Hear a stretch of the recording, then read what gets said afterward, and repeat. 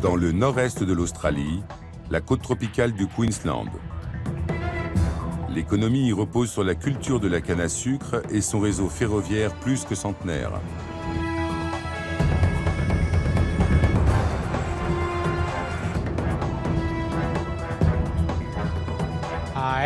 Le monde nous envie notre réseau ferré parce qu'il nous permet de transporter d'énormes quantités de canne à sucre.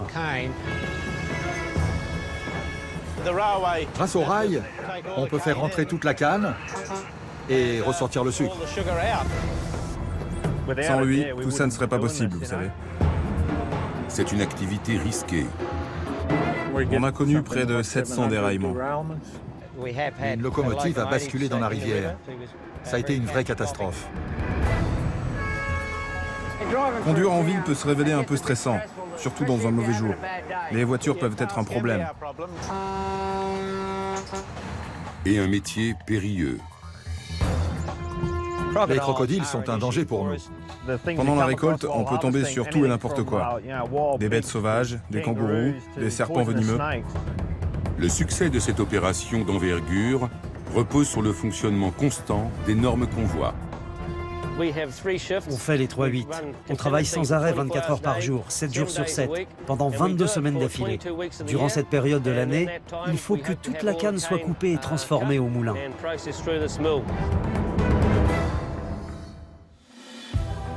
Des convois immenses, puissants, modernes. Les mégatrains transportent ce qu'aucun autre moyen de transport ne peut gérer. Ils franchissent l'aride désert australien. Ils longent la côte sauvage de l'Alaska, traversent les campagnes de France, le sud profond des États-Unis et les vertes prairies de Nouvelle-Zélande. Les locomotives des mégatrains tractent leur cargaison sur des kilomètres grâce au travail continu et minutieux des équipes qui s'impliquent à 100%. Quand un chargement est réputé impossible à déplacer, quand une destination semble inaccessible et quand il faut un travail de précision, c'est au mégatrain de jouer.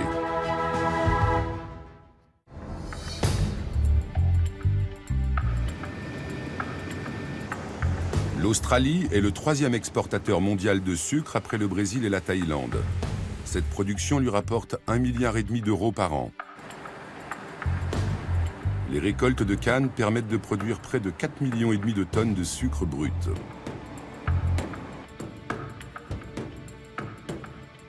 La production australienne est concentrée sur sa côte nord-est. La région abrite plus de 4000 exploitations sucrières. 24 moulins transforment la canne en sucre.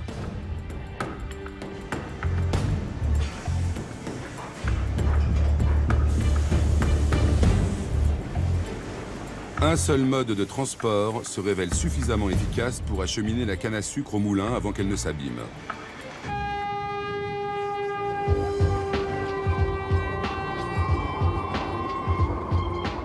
Une immense flotte de locomotives transporte tous les jours des millions de tonnes de sucre. Elle donne à cette opération toute son ampleur. La société Wilmar exploite le plus grand réseau ferré de transport de canne en Australie. Nous faisons tourner 8 moulins à sucre. Tous nos moulins sont connectés au réseau ferroviaire. Nous avons environ 1700 km de rails que nous entretenons, modernisons et exploitons nous-mêmes.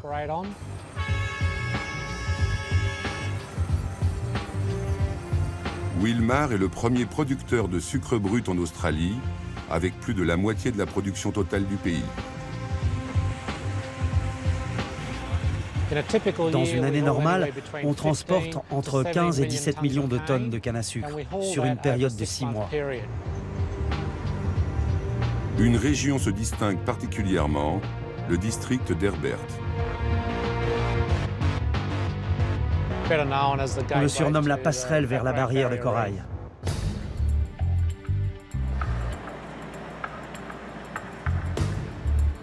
Tout a commencé en 1881 avec la compagnie coloniale de raffinage de sucre. L'État du Queensland a alloué des terres en contrepartie d'investissements dans l'industrie sucrière.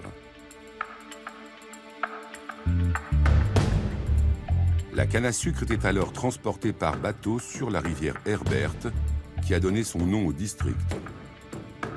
Mais pour répondre à l'expansion des champs de canne vers l'intérieur du pays, la compagnie coloniale de raffinage de sucre a construit un réseau de voies étroites pour faciliter le transport depuis les champs jusqu'au moulin. Il faut reconnaître la clairvoyance de nos aïeux qui ont su mettre en place ce réseau ferroviaire il y a 100 ans. Ça représente beaucoup pour la communauté, pour le district et pour l'industrie. Et il fonctionne toujours aujourd'hui.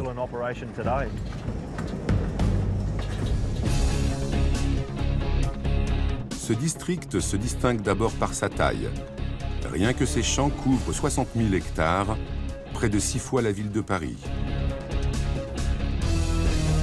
Ce qui fait du district d'Herbert l'un des plus gros producteurs de sucre d'Australie. Sans le sucre, on n'aurait pas fait tout ça. C'est le fondement de la communauté et la base de l'industrie. En moyenne, les agriculteurs du district récoltent jusqu'à 4,5 millions de tonnes de canne par an. Toute cette canne est transformée dans les 2 usines du district, les moulins McNaid et Victoria. Victoria Mill est le plus grand moulin que nous exploitons. Sur une année normale, il va transformer environ 3,2 millions de tonnes de canne, pour donner à peu près 500 000 tonnes de sucre. C'est le rail qui assure le transport entre les champs et les moulins, puis entre ces usines et le port, 24 heures par jour et 7 jours par semaine.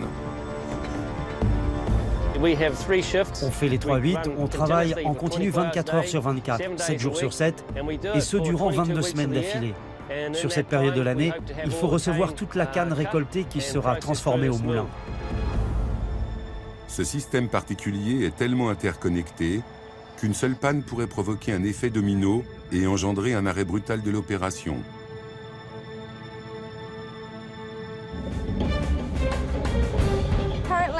Actuellement, le réseau est fait de plus de 550 km de voies. Il traverse une centaine de ponts, sans compter les voies d'accès et les routes. Le monde nous envie notre système d'exploitation ferroviaire pour la canne à sucre, car il nous permet de transporter beaucoup plus que par la route, qui reste le principal moyen utilisé ailleurs dans le monde. Un train peut transporter en général jusqu'à 2000 tonnes de canne à sucre. Si tu dois transporter tout ça par la route, il te faut un 20 tonnes, voire même un 40 tonnes. Il suffit de calculer combien de véhicules seraient chaque jour nécessaires sur la route. Un seul train peut transporter autant que 50 camions. Le rail est le moyen de transport le plus rentable et le plus écologique.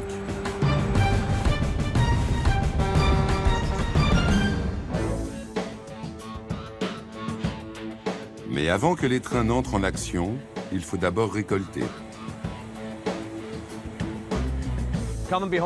La moissonneuse de canne à sucre récolte 43 hectares en 5 mois.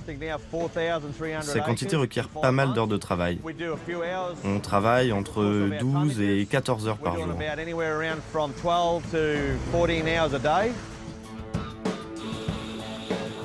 Tout le monde est sur le pont pendant la saison car il faut tout récolter en à peine 6 mois, de juin à septembre. C'est pourquoi les producteurs font appel à des saisonniers. Quand la canne est coupée, elle est acheminée à divers points de ramassage situés à des embranchements de la voie. Pour les saisonniers, on compte généralement 3 conducteurs de remorques par moissonneuse de canne à sucre. La première remorque avance en même temps que la moissonneuse pour être remplie au fur et à mesure.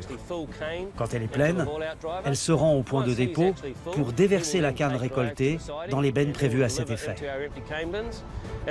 La deuxième remorque prend le relais aux côtés de la moissonneuse. Elle sera remplacée par la troisième quand elle sera pleine, et ainsi de suite. C'est un roulement à 3 remorques, sans arrêt, jusqu'à la fin de la journée.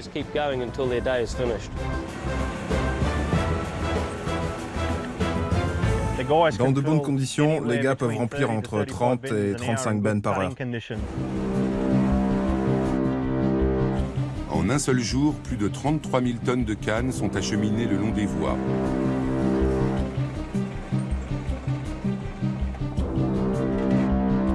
Quand la canne est coupée, l'équipe doit agir vite. Si la canne reste trop longtemps au soleil, l'opération pourrait rapidement tourner à l'aigre. Plus la canne attend sans être transformée, plus elle risque de se gâter. Des substances telles que le dextrane risqueraient de se former, ce qui altérerait la quantité de sucre disponible et pourrait compliquer le processus de transformation.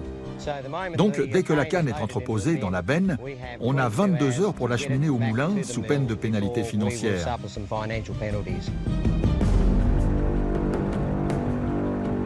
C'est la raison pour laquelle tout doit tourner comme une horloge. L'acheminement de cette production de masse repose sur la fiabilité des trains. Avant d'entrer en action, les trains doivent être assemblés.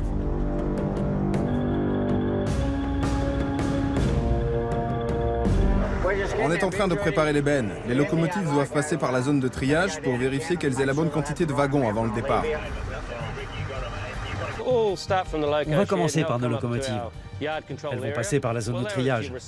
Elles se verront attribuer une feuille de route pour la journée. La feuille de route est définie par notre bureau de circulation. Elle indique la destination du jour, le nombre de bennes à tracter et combien doivent être déposées à chacun de ces arrêts. Tous ces trains partent des moulins. Ils ont pour mission de déposer des bennes vides à chaque ferme et revenir avec des bennes pleines. Je pars avec 82 bennes vides et je rentre avec 89 pleines. Ça paraît simple, mais le moindre contretemps peut avoir des conséquences sur toute l'opération et mettre en péril sa rentabilité. En tête du convoi, la locomotive peut tracter jusqu'à 100 bennes. Mais c'est à l'autre bout que l'on trouve une pièce maîtresse du train. C'est le fourgon-frein. En gros, pendant le transport de la canne, l'idée est de garder toutes les bennes alignées. S'il n'y a pas de fourgon-frein, alors que le train descend une pente, les bennes auront tendance à aller plus vite et à se presser vers l'arrière de la locomotive. On essaye donc de garder le convoi bien étiré pour mieux répartir la pression, parce que si elle pousse trop fort, les bennes déraillent. On a un frein de service. C'est ce que je tiens et qui me sert à ralentir. Ce sont les principaux freins du train. Cette petite molette-là actionne le fourgon-frein. Donc lorsque je descends une pente et que je veux garder un bon écartement entre les wagons, pour que ça ne ballotte pas trop ou que rien ne se détache, il vaut mieux l'enclencher. Si je mets sur 1, ça va activer un système de freinage léger. Si je le mets à fond sur le 7, ça va être extrême. Ça va bloquer vraiment très vite et très fort. Le fourgon-frein est absolument nécessaire, à cause de la configuration des bennes du milieu. Ça, c'est le train. J'ai là les freins du train. Mais entre la locomotive et le fourgon-frein, les bennes n'ont pas de frein. Aucun. Dans un train classique, les wagons disposent de freins que le mécanicien peut actionner. Avec le train de canne à sucre, c'est une toute autre histoire. C'est comme plein de caddies ensemble qu'il faut contrôler. J'ai le fourgon-frein à l'arrière. Alors, quand je dois faire ralentir mon chargement, c'est ce que j'utilise. Le train est complet, je demande l'autorisation de partir. Lorsque le train est enfin assemblé, les conducteurs reçoivent l'autorisation de quitter la gare de triage pour rejoindre les champs. Enfin, si tout se passe bien. Déraillement en gare de triage.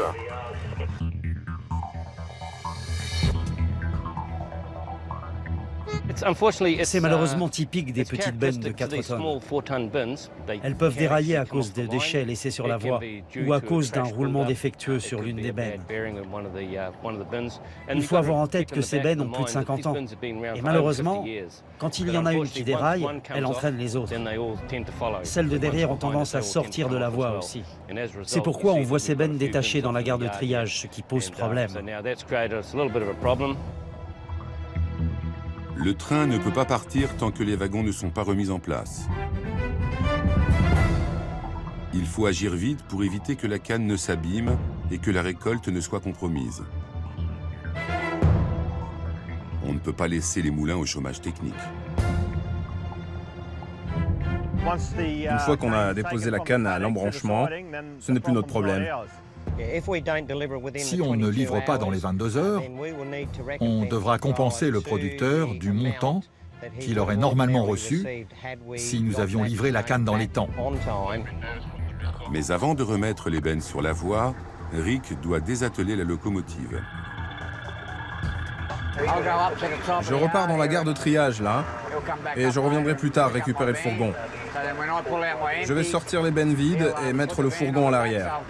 Comme ça, j'aurai le contrôle du chargement quand je partirai. Pour remettre en route les convois, il faut faire appel aux équipes de remise en place. La grue, on l'utilise pour récupérer les bennes hors des voies comme maintenant. Le gros du travail de l'équipe consiste à remettre en ordre de marche une ligne après un déraillement. Cela revient alors à remettre en place les bennes sur la voie.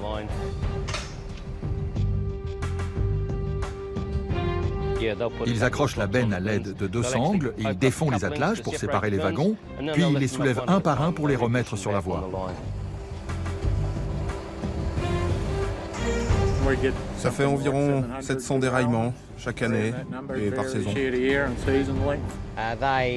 Ça varie en taille et en gravité.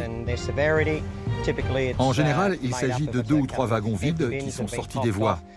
Mais parfois, cela peut être beaucoup plus catastrophique quand il y a beaucoup de wagons pleins. Les bennes sont hors d'état. Alors, ça peut prendre des heures avant que les zones de déraillement soient nettoyées et que les voies soient réparées.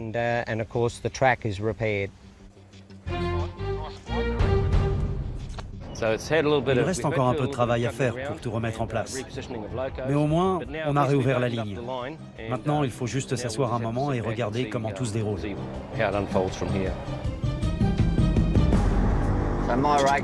Mon convoi est presque prêt et il me reste à obtenir l'autorisation du contrôleur de la gare de triage.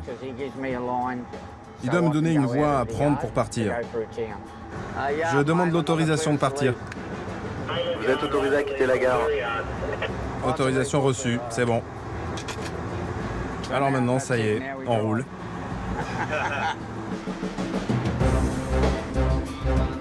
Maintenant que tout est remis en place, il faut rattraper le temps perdu.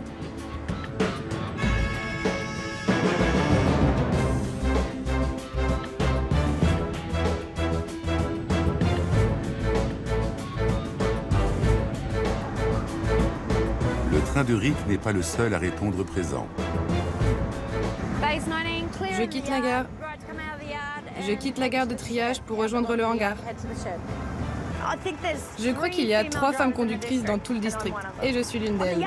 C'est moi la plus jeune. Je pense que les femmes sont certainement plus douces avec les machines. Elles écoutent. Les hommes sont toujours pressés. Les femmes sont certainement meilleures. On a 27 locomotives de différentes tailles, des 40 tonnes, des 24 tonnes et des 18 tonnes. Et elles tractent 8000 bennes chaque jour. Chacune des 27 locomotives peut remorquer sur le réseau plus de 80 bennes remplies à ras-bord.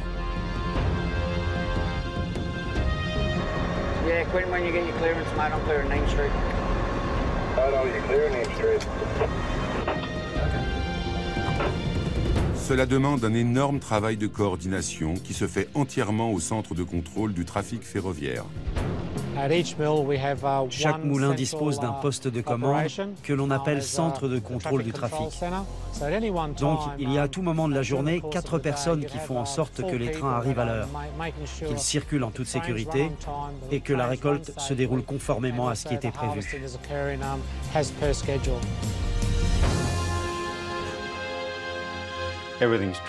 Tout est suivi par GPS. Cela me permet de voir où se trouvent les locomotives, les endroits où l'on récolte et ceux où l'on ne récolte pas, pour déterminer où envoyer les bennes et les locomotives. Les opérateurs de circulation doivent non seulement surveiller les voies, mais aussi les moulins. Chacune des étapes dicte à l'autre la suite des opérations. On utilise les courbes de performance des moulins pour estimer quand on disposera de suffisamment de bennes vides pour les locomotives. Grâce aux moyennes, on calcule les besoins en chargement pour la journée, en fonction des taux moyens de broyage de canne. C'est comme ça qu'on gère le trafic des bennes.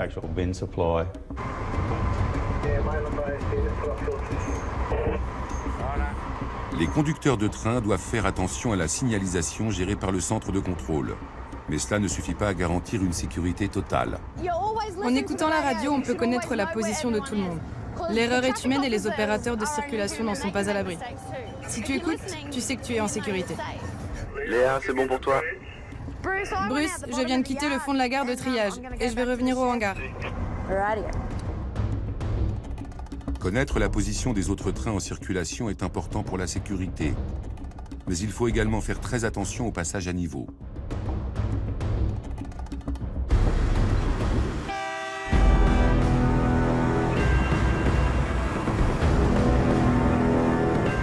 Ça peut être un peu stressant de conduire à travers la ville.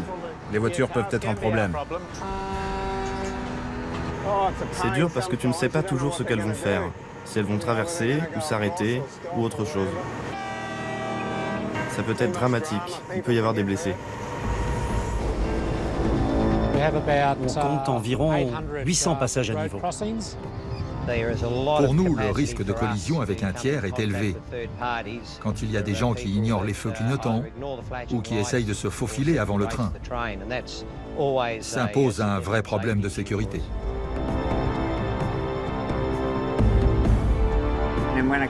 Et si un de nos trains arrive, ou ça peut même être un train normal qui traverse la ville, l'automobiliste ne va pas attendre. Il se dit « je ne vois rien ». Et au moment où il le voit, c'est trop tard.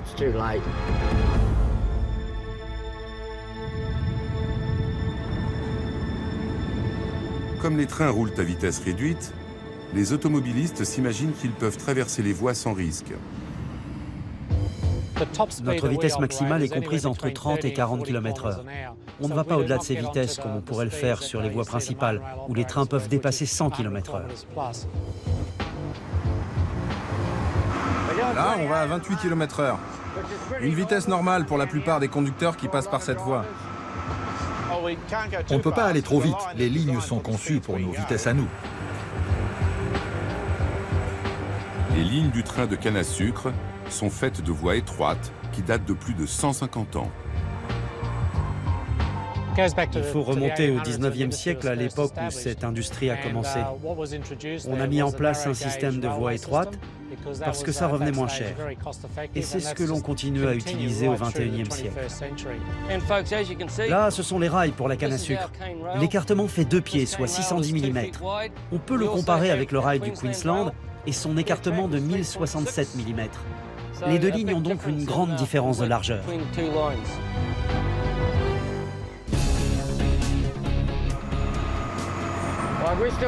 Il y a encore quelques vieilles voies ici dont il faut s'occuper. Ce chemin de fer n'a pas été construit pour son confort, mais il a permis de considérablement améliorer les conditions d'acheminement de la canne à sucre. Avant l'avènement du train, la canne était coupée à la main et entreposée à proximité. On posait alors des rails temporaires pour y faire rouler des wagons qui étaient tirés par un cheval ou remorqués par un tracteur jusqu'à la voie principale de chemin de fer. Cela rajoutait des heures de travail à des journées déjà très longues.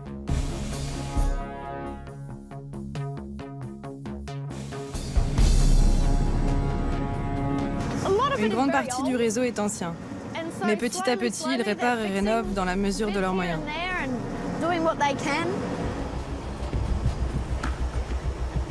L'entretien des voies n'est pas une chose aisée.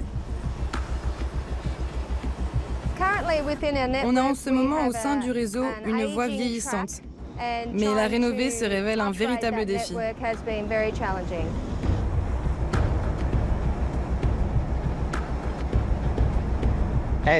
L'activité s'est développée au fil des années. Il y a eu plusieurs périodes d'expansion. On a alors mis en place plus de rails. La dernière croissance significative a eu lieu dans les années 1990.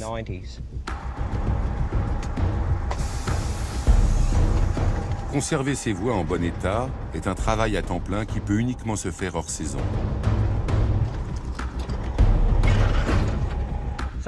Donc le rail est exploité 5 à 6 mois dans l'année. Les autres 6 à 7 mois sont consacrés à la maintenance. Il ne s'agit pas seulement du réseau, mais également des attelages, des bennes et des locomotives. On a toute l'expertise en interne qui nous permet de prendre en charge depuis la réparation mineure jusqu'aux révisions complètes. Avec l'assurance que les voies sont bien entretenues, les équipes peuvent se concentrer sur leur mission première, la collecte et la livraison.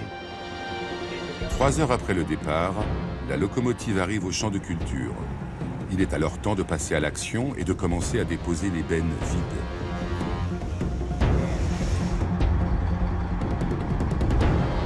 Cette opération requiert en temps normal 2 personnes. Mais grâce à la technologie, un homme seul peut aujourd'hui y arriver. Pour qu'une seule personne suffise à faire ce travail, il faut qu'elle dispose d'un système de contrôle radio qui permette à la locomotive d'avancer ou de reculer sans personne dans la cabine. Ça, c'est l'unité de commande à distance. C'est une technologie qui a été utilisée en Europe et aussi aux États-Unis.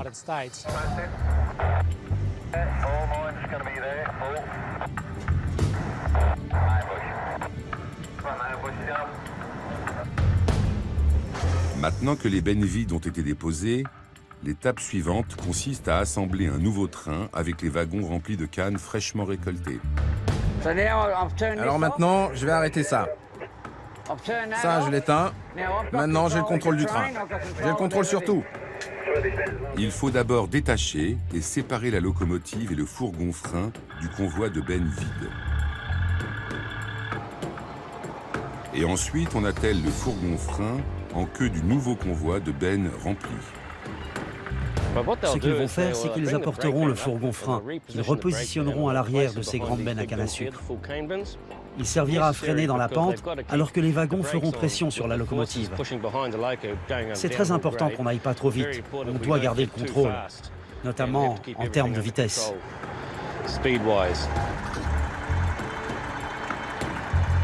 Autour de la locomotive de prendre position. Le conducteur va prendre place. Il va se mettre devant ses bennes. Et puis, il va lentement commencer à reculer pour récupérer les bennes pour le retour.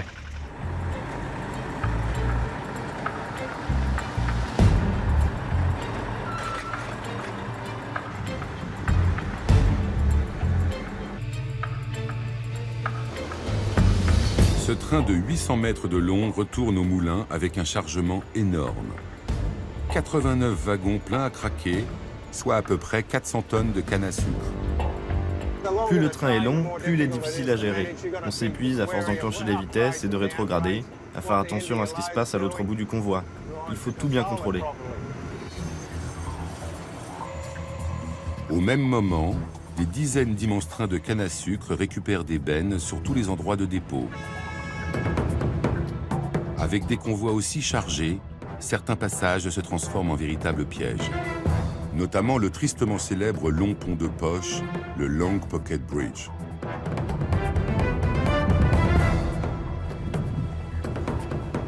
On est obligé de franchir ce pont à une vitesse minimum de 30 km/h. C'est cette vitesse de 30 km/h qui te donne l'élan nécessaire pour, après le pont, gravir la côte qui mène au prochain dépôt. Quand on arrive avec les bennes bien pleines, on doit vraiment accélérer pour arriver de l'autre côté. Rouler à une telle vitesse pose un problème. Le train peut facilement quitter les voies. Sur ce pont-là, il n'y a pas d'issue de secours pour éviter l'eau.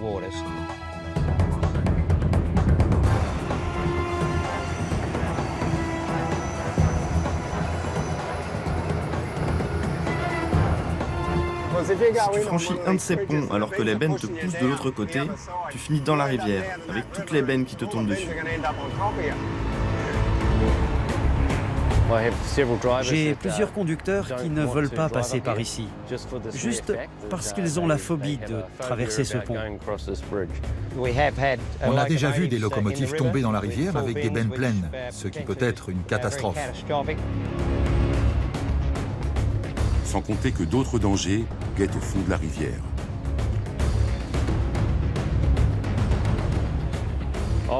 Bien sûr qu'il y a des crocodiles par ici. J'en ai vu un ou deux, on peut voir leurs yeux briller. Il y a plein d'animaux sauvages. Rien qu'avec les crocodiles et les serpents, on a de quoi s'amuser. C'est toujours un soulagement d'arriver de l'autre côté. Après le Long Pocket Bridge, c'est tout droit jusqu'au moulin.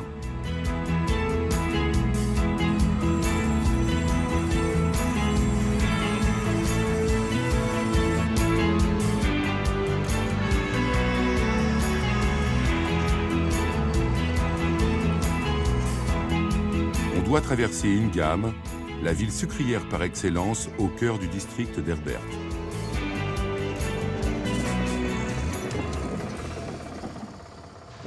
Toute la ville tourne autour de la canne à sucre. C'est l'activité principale de la ville.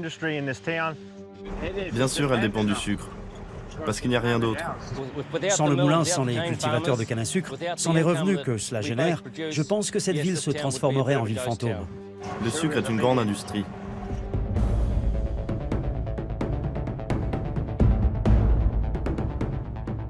Le moulin se trouve juste après Ingham et c'est le terminus pour la canne à sucre fraîchement récoltée.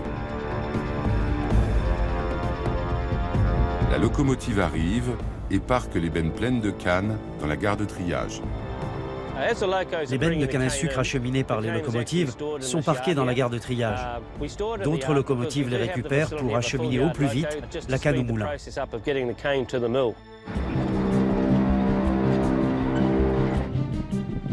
Quand les wagons sont garés sur toute la voie, on peut enfin détacher la locomotive.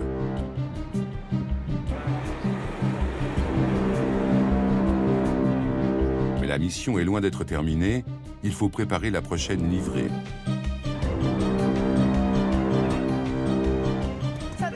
À la fin de notre service, on doit réviser notre locomotive, tout vérifier, faire les niveaux d'huile et le sable, faire le plein et s'assurer qu'elle est fin prête pour la personne suivante. Tu veux que je descende, Frankie, ou je le sors en reculant? Non, je te laisse faire, c'est tout à toi. T'as une star de cinéma ce soir. Je suis une star de cinéma.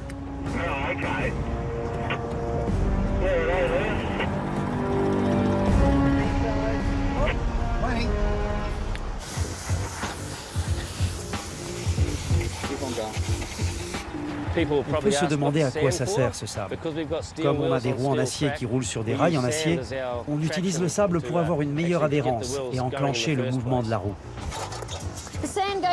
Le sable passe là pour ressortir par là. Donc même si les voies sont mouillées ou s'il y a de la rosée, il y aura quand même de l'adhérence. Par exemple, si on doit freiner très rapidement. Une fois que les réservoirs de sable sont pleins, il faut vérifier l'huile. Ça, c'est les niveaux. Il y a une boîte là-bas avec 4 niveaux à vérifier. Il faut les sortir et si le niveau d'huile est bas, il faut en remettre un peu. Et si ça va, c'est bon, on peut partir.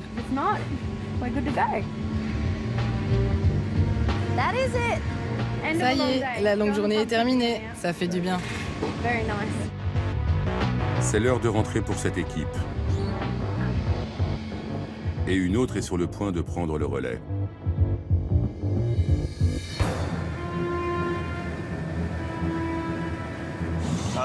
Ici, c'est l'interface où le rail fait la jonction avec le moulin à sucre. On a la benne basculante avec la canne à sucre.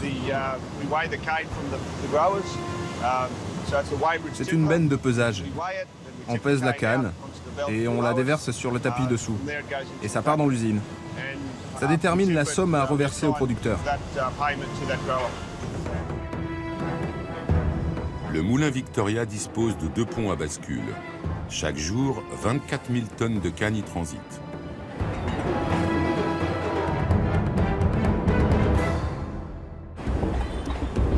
Une fois transformé, cela représente 3 000 tonnes de sucre brut. Une fois que la canne a été déversée, les bennes vides sont dirigées vers le triage. C'est une zone de triage automatique où les bennes sont rattachées. Et c'est poussé jusqu'aux voies grâce à ces locomotives. Pour nous qui travaillons pour le réseau ferré des cannes à sucre, un moulin est un faiseur de bennes vides. Plus il vide de bennes, plus vite nos locomotives pourront les acheminer au champ, où les producteurs les rempliront. Puis, elles reviendront au moulin, qui engloutira la canne transportée. Les moulins sont le cœur du réseau. Ils pompent la canne et en éjectent le sucre. La moindre panne, et c'est la catastrophe. Une panne au moulin peut se révéler extrêmement coûteuse pour l'activité. Chaque panne prolonge la saison, et plus elle dure, plus on s'expose aux intempéries. La pluie, les premières tempêtes pourraient éventuellement arriver, alors qu'il reste de la canne à récupérer. Ces retards peuvent donc avoir de lourdes conséquences sur les revenus des producteurs et donc des exploitants. Mais cette année, les opérations se sont déroulées sans problème majeur au moulin de broyage, qui accueille la première étape de la transformation de la canne en or blanc.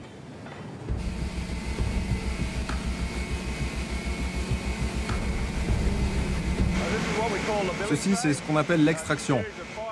C'est une série de 5 moulins qui séparent le jus et la fibre. Chaque moulin est composé de 6 rouleaux qui pressent la canne pour en extraire le jus. On peut voir qu'il y a assez de texture sur le rouleau. Ça aide à saisir la canne et la presser. On voit au-dessus du rouleau les premiers restes de la canne à sucre pressée.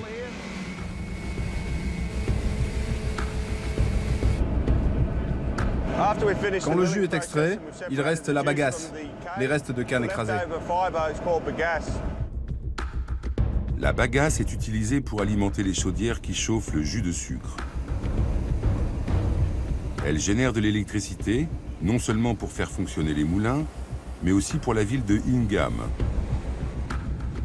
Cette production d'électricité se fait grâce à toute la vapeur que génère l'usine. L'industrie sucrière est la première productrice d'énergie renouvelable en Australie. L'étape suivante dans la production de sucre est appelée la clarification. Elle consiste à séparer les bouts du sucre.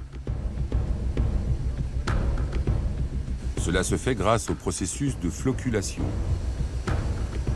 Un floculant est un électrolyte chimique qu'on ajoute et qui agglomère les particules de boue. On peut ainsi mieux les séparer dans les filtres à boue, pendant que le jus clair va dans les évaporateurs.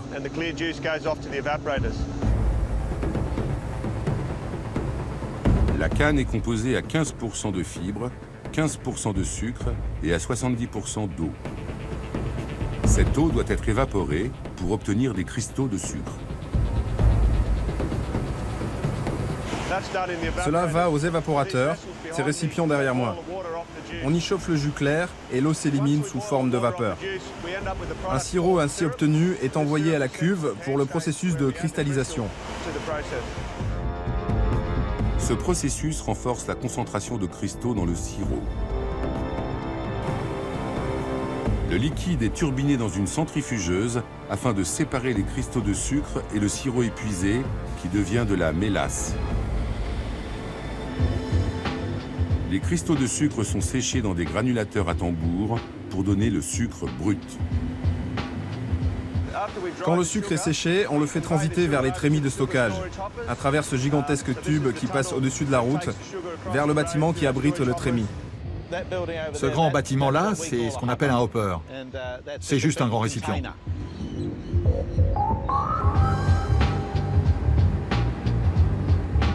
On stocke le sucre brut ici. On achemine au terminal 3 ou 4 trains par jour. Il faut environ 1 heure entre ici et le terminal où il est déchargé. Tous les jours, sans arrêt.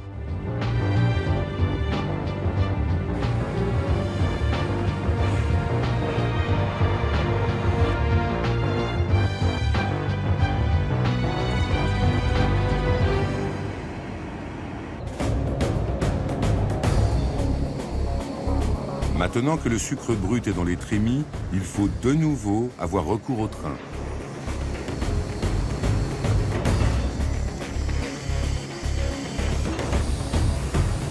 C'est le moment de charger.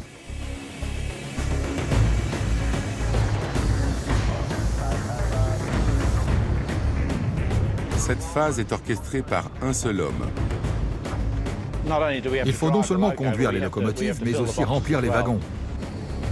Ces caissons en aluminium contiennent 8 tonnes de sucre. Le conducteur commande à distance le convoi pour aligner et remplir les wagons sous les ouvertures des trémies.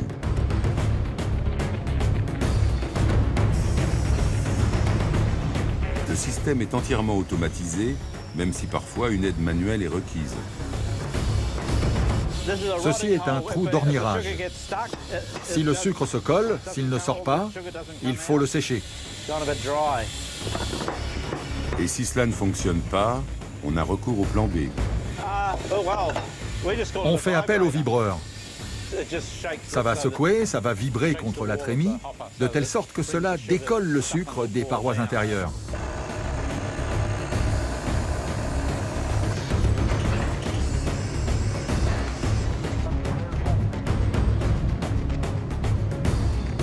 Les trémies ne peuvent remplir que 5 wagons à la fois.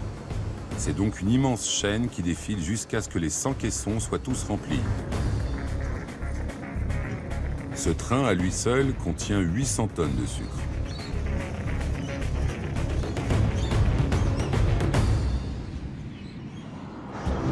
On se dirige vers Lucinda maintenant. On a rempli les wagons et c'est parti. C'est au port de Lucinda que le sucre est chargé sur des navires pour être envoyé dans le monde entier. PC, c'est Ross, prêt à partir à Lucinda. La voie principale est sécurisée, tu peux y aller. C'est parti là.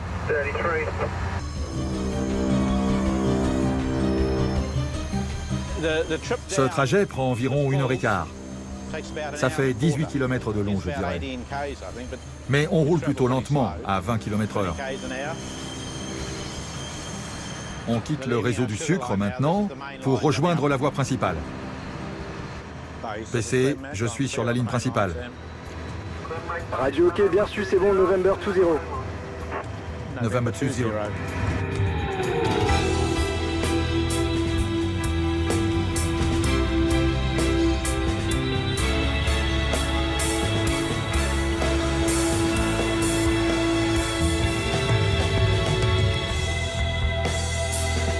Les voies qui vont au port de Lucinda traversent des petites villes qui ont toutes été construites autour des chemins de fer. Quand le système de chemin de fer a été mis en place, pour un grand nombre d'agglomérations, y compris ici à Ingham, le chemin de fer était le seul moyen de transporter non seulement la canne, mais aussi les gens. Le réseau ferroviaire a également été utilisé pour les livraisons de fruits et légumes et pour le courrier. Maintenant, on va traverser la ville. Ça peut être pris comme une nuisance. Il y a des gens qui se garent trop près de la voie. On reçoit aussi des plaintes lorsqu'on klaxonne dans Lucinda. La nuit, quand on klaxonne au passage à niveau, des gens pensent que ça fait trop de bruit.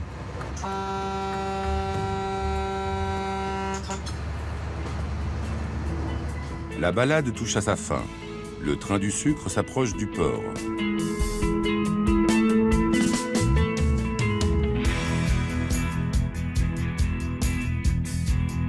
Lucinda est située sur la côte est du Queensland. Le port a été construit en 1886 pour l'exportation du sucre brut.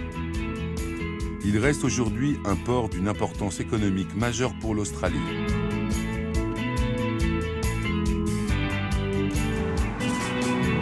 Le terminal est la dernière étape du voyage.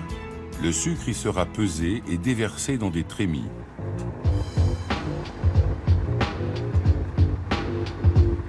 On détache d'abord la locomotive des wagons à sucre.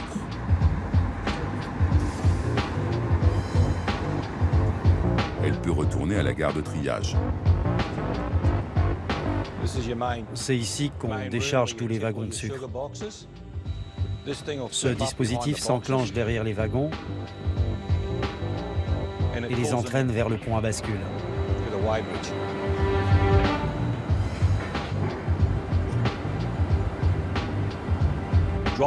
Puis il se remet en position basse pour retourner chercher un nouveau lot de wagons pleins. Tout ça fonctionne grâce à un système hydraulique.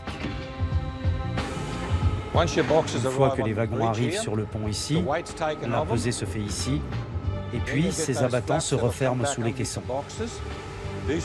Ces crochets saisissent l'autre côté pour l'incliner, La porte latérale s'ouvre et le sucre se déverse dans les trémies. Il s'écoule jusqu'au tapis roulant.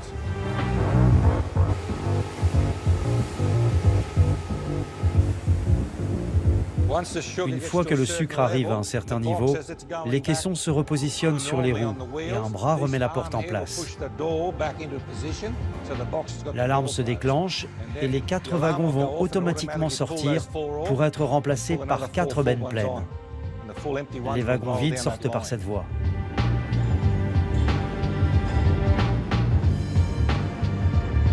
Tout est automatisé et contrôlé par l'ordinateur qui se trouve dans les bureaux.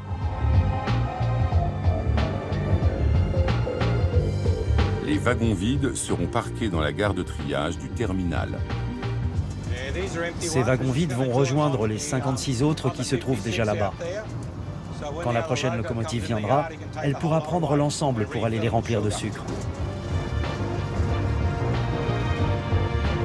Ce va-et-vient se répète pendant toute la saison du sucre, 6 mois par an.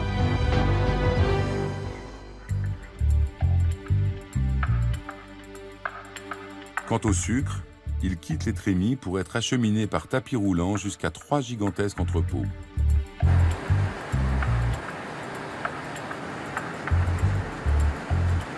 Derrière nous, on a 20 000 tonnes de sucre et on a la capacité de stocker 80 000 tonnes. Le moulin sort chaque jour 5 000 tonnes de sucre qui sont stockées ici jusqu'à ce que les navires les récupèrent. On remplit probablement de 15 à 17 navires par an. C'est l'un des rares ports capables d'accueillir les navires de très grande taille, capables de charger 50 000 tonnes, voire même 70 000 tonnes de sucre. Tout cela a été rendu possible grâce à cette immense jetée construite dans les années 1970. La jetée fait 5,76 km de long, ce qui en fait probablement le plus grand système de convoyage sur l'eau de l'hémisphère sud. En étant aussi loin du rivage, cela nous permet d'accueillir les plus gros cargos pour les charger. Et ça nous évite tous les problèmes de dragage et autres.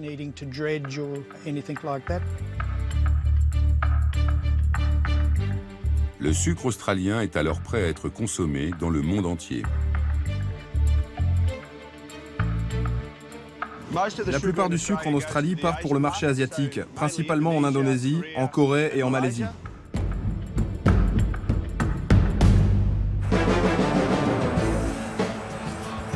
C'est ici le terminus.